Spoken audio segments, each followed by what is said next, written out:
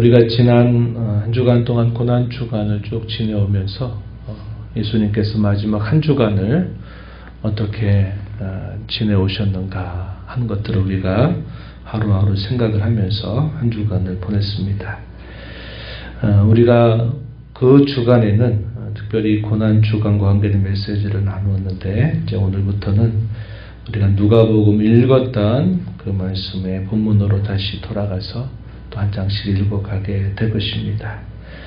우리가 읽은 이 말씀의 내용에 대해서는 우리가 이미도 살펴봤던 중에 화요일 날 있었던 일에 대한 기록을 남겨줍니다.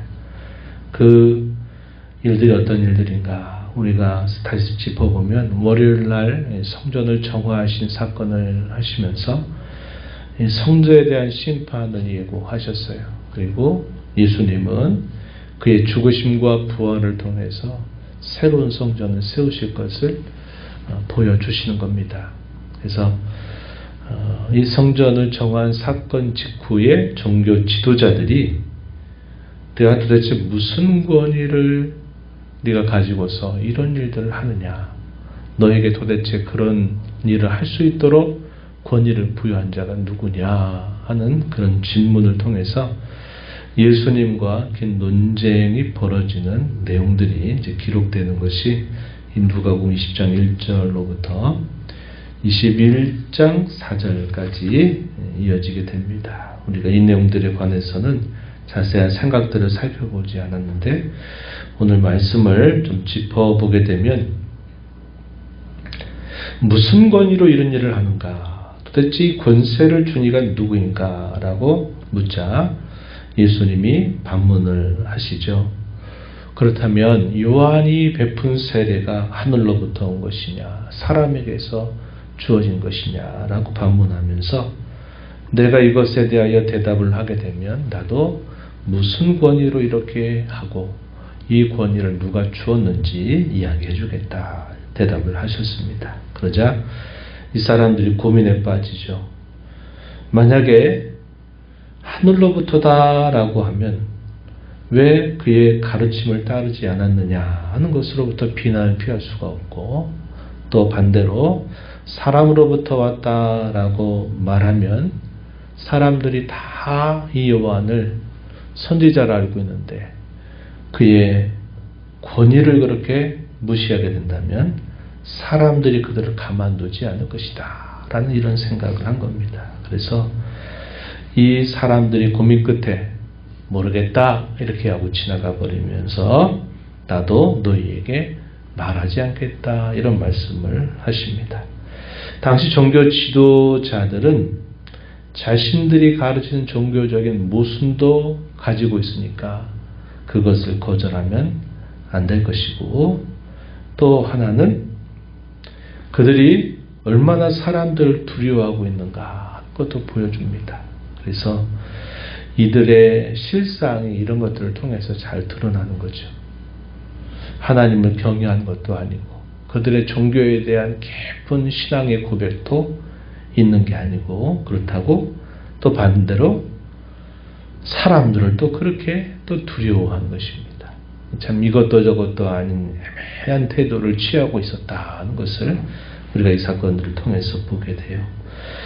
예수님은 약한 포도 농부의 비유를 통해서 예수님이 행하시는 권위가 하나님께로부터 주어진 것이다 하는 것을 간접적으로 대답을 해주시게 됩니다.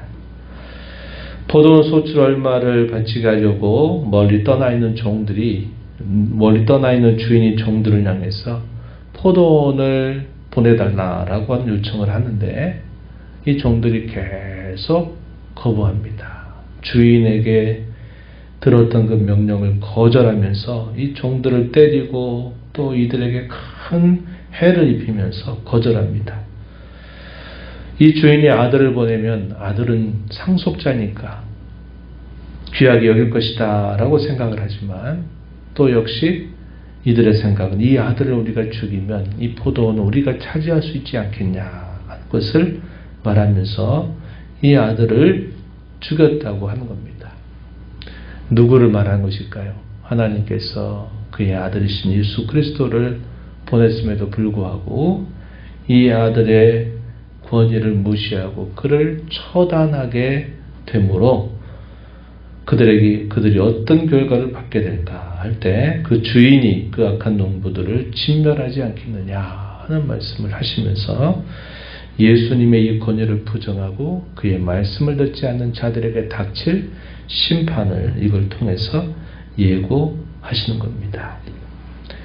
그러자 이들이 어떻게 할까 하다가 이 가이사 형상에 있는 동전 하나를 보이면서 이 동전이 가이사의 것입니까? 하나님의 것입니까? 라고 묻습니다.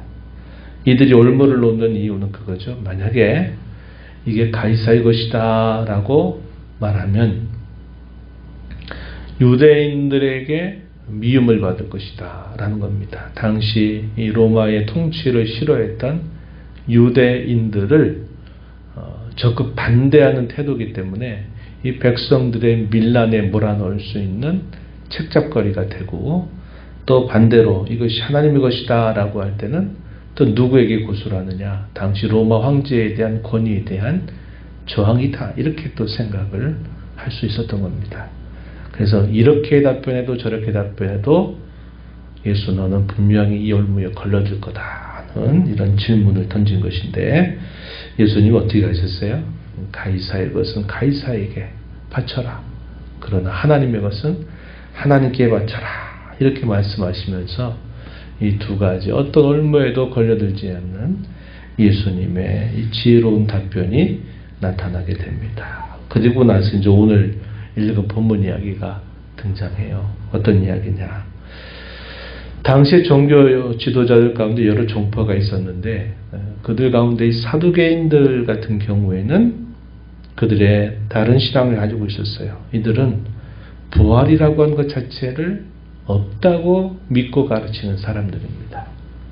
그래서 부활이 없다고 믿는 이 사두개인들이 아주 또 어려운 질문을 예수님에게 던졌어요. 자기들의 주장이 옳다라는 것을 주장하기 위한 것이었습니다. 유대인들에게 형사 취수 제도라고 하는 게 있었죠. 만약에 형이 아내를 데리고 있는데 자식이 없어 죽게 되는 경우에는 그 형을 위해서 둘째가 자식을 낳으면 그것을 형에게로 돌려주는 겁니다. 그렇게 해서 자손들이 계속 이어지도록 하는 특별한 결혼 제도가 있었어요. 그런데 7명이 있었는데 7명이 다 아내를 취하였지만 자식이 없이 죽었다는 겁니다. 그렇다면 만약에 우리는 부활이 없다고 확신하는데 부활이 정말 있다면 마지막 때 이 여인이 누구의 아내가 되겠느냐라고 질문을 한 것입니다. 그러자 예수님께서 뭐라고 말씀하셨어요? 부활 때는 그 누구도 누구의 아내가 되거나 그런 일이 없다. 장가가는 일도 시집가는 일도 없을 것이다. 내가 하나님을 오해했다. 이런 말씀을 예수님이 하시게 됩니다. 그래서 이 땅에서 우리가 가족의 관계로 만나는 것은 이 땅 안에서의 관계로구나. 우리가 주님의 이 땅에 다시 오시게 될 때 진정으로 부활하게 된다면 그러한 모든 것들이 다 필요 없는 때가 되는구나 하는 것을 우리가 알게 됩니다. 그러면서 하나님은 산자의 하나님이지 죽은 자의 하나님이 아니다 라고 이렇게 말씀을 하시는 겁니다. 이것은 최종적인 우리 신자의 부활의 끝을 우리에게 보여주는 말씀이 된다는 겁니다. 예수님이 이 땅에서 사망의 권세를 깨뜨리고 부활하신 그 일로 말미암아 신자들은 가장 먼저 경험하는 부활이 영적인 부활입니다. 거듭나는 거죠. 죄로부터 그들이 죽고 의에 대하여 다시 살게 되는, 그들이 중생하게 되는, 다시 말해서 예수 그리스도를 믿고 영생을 얻게 되는 부활, 이걸 우리가 영적인 부활이다 이렇게 말하는 겁니다. 이 영적인 부활에 참여한 자들은 궁극적인 육체적 부활에 참여하게 될 것입니다. 주님이 다시 오시게 될 때 우리의 몸과 영혼이 다시 결합이 되면서 신령한 몸으로 새롭게 돼서 우리가 영원히 살게 될 것을 우리가 알게 되는 것입니다. 이러한 부활에 대하여 이 사두개인들은 부활이 없다고 말하면서 복음 전체의 근간을 거절하는 그러한 자들임을 우리가 알게 되는 것입니다. 이하에 주어진 말씀의 내용은 예수님께서 이제는 적극적으로 물으셨어요. 시편 110편에 있는 말씀을 인용하셔서 분명히 메시아는 다윗의 자손으로 오신다 그랬다. 그런데 다윗은 그의 시편에서 노래하기를 바로 그가 자신의 주님으로 고백했다라는 겁니다. 다윗의 자손이면서 동시에 다윗의 주가 된다. 이렇게 표현한 겁니다. 이게 얼마나 오묘한 말씀인가 하는 것을 예수님이 풀어주셨어요. 예수 그리스도, 아브라함과 다윗의 자손 예수 그리스도의 세계라. 마태복음은 이렇게 시작하죠. 다윗의 자손인 예수 그리스도. 그런데 다윗은 예수님이 이 땅에 오시기 전에 그분을 향해서 뭐라고 말하냐면 주님이라고 고백했다. 이렇게 말하는 겁니다. 말하자면 그분은 다윗의 후손으로 이 땅에 탄생하신 분이지만 다윗은 그 탄생하실 후손을 향해서 주님이라고 고백하면서 믿었다 하는 사실을 표현하고 있다는 겁니다. 그래서 바로 그분이 예수님 자신이다 하는 사실을 이걸 통해서 말씀하셔요.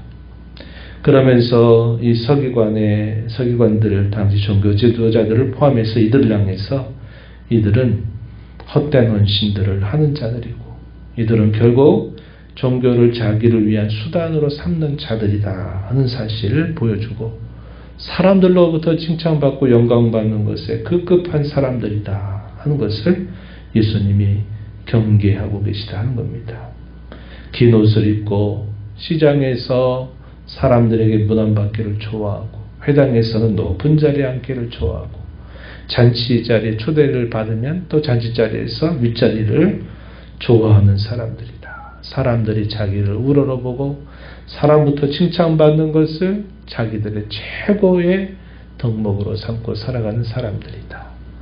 하나님께로부터 받을 참된 보상에 대한 관심이 없다라는 사실을 통해서 이 서기관들이 겉으로는 대단히 경건한 사람들처럼 처신을 하지만 실상은 참된 하나님의 보상을 바라는 자들이 아니라 사람들의 칭찬과 사람들 앞에 자기를 높이려고 하는데 온갖 관심이 있는 자들이다. 이런 말씀을 하시는 겁니다.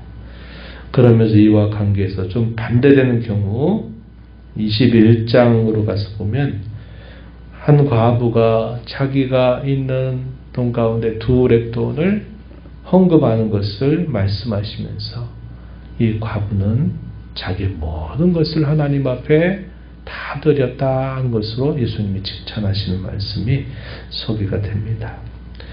오늘 부활에 관한 메시지는 우리 주일 오전 예배 때 함께 우리가 또 살펴보기로 하고 우리가 이 새벽 시간에 주의를 기울이는 것은 예수님의 부활을 통해서 영적인 부활에 참여하게 된 저와 여러분은 궁극적인 육체의 부활을 소망하면서 오늘을 우리는 살아간다고 하는 것입니다. 그 부활하신 그분을 다윗이 자신의 후손에 대해서 주님이라고 고백하고 살았던 것처럼 우리도 부활하신 주님을 진정한 우리의 삶의 주권자로 모시면서 우리는 살아가야 되겠다 하는 것입니다.